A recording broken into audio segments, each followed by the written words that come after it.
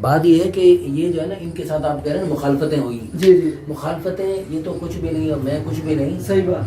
وہ صحابہ رضی اللہ عنہ اجمعین جن کی شان میں قرآن میں آیات نازل ہوئیں، جو حضور صلی اللہ علیہ وسلم کے ماموں ہیں اور اتنی ان کی فضائل ہیں اور ان کی خوبیاں اور مناقب ہیں، اس کے باوجود ان کو جب مسجد کوفہ کی مسجد کا امام بنایا گیا تو ان کے خلاف اتنا پروپیگنڈا کیا ہے جی جناب ان کو ہٹ معذور کیا جائے ورنہ یہ ہوگا وہ ہوگا. تو حضرت عمر رضی اللہ عنہ شہر زمانے تو معذور کیا بھی گیا، لیکن بعد میں جب تحقیق کی گئی تو پتہ چلا ایک ہی یعنی پورے اس علاقے میں کوفے میں تحقیق کی گئی کہ کتنے لوگ ہیں ان کے مخالف ہیں جی، کتنے جو باقی جو کہہ رہے اتنا اگر ان کو نہ معذور کیا اگر نقصان ہو جائے گا. تو تحقیق کر کے پتہ چلا ایک ہی بندہ تھا لیکن اس کا پروپیگنڈا اتنا شدید تھا. اور پھر انہوں نے حضرت نے دعا فرمائی، یا اللہ اگر یہ اس نے ظلم کیا اور زیادتی کی ہے تو یا اللہ اس کی لمبی عمر کر اور اس کو فتنوں میں مبتلا کر اور اس کو سزا دے. تو پھر اس کی حضرت ان کی دعا کے مطابق اس کی لمبی عمر ہوئی اور اس کو شدید تکلیفیں ہوئیں اور اس کو بہت بیچارے کو سزائیں ملی. اور وہ جب عورتوں کو چھیڑتا تھا اور وہ اس سے لوگ کہتے تھے تو اس عمر میں یہ کیا کرتا ہے بابا، تو وہ کہتا تھا مجھے سعد بن وقاص رضی اللہ عنہ کی بد دعا لگتی. اللہ تعالیٰ ان سب ہمارے پڑوسیوں کو عافیت کے ساتھ ان کو ہدایت نصیب فرمائے جو ایسی نقصانات کرتے ہیں. وَأَنكِحُوا الْأَيَامَ مِنكُمْ وَالصَّالِحِينَ مِنْ عِبَادِكُمْ وَإِمَائِكُمْ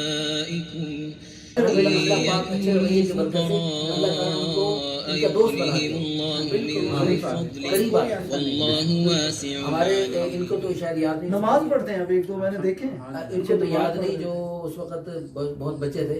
ہمارے سامنے ہمارے والدین کے مخالفت میں اترنے والے ہمارے قریبی عزیز، لیکن والد نے ان کے ساتھ بھی صلہ رحمی کا آخر زندگی آخری سانس تک معاملہ جاری رکھا. تو اللہ پاک نے الحمدللہ ثم الحمدللہ انہی لوگوں کو جو یعنی قاتلانہ حملے کیے انہوں نے، لیکن اللہ پاک نے انہیں کو والد صاحب کے ساتھ محبت کرنے والا، جیسے وہ نا فَإِذَا الَّذِي بَيْنَكَ وَبَيْنَهُ عَدَاوَةٌ اِدْفَعْ بِالَّتِي هِيَ أَحْسَنُ.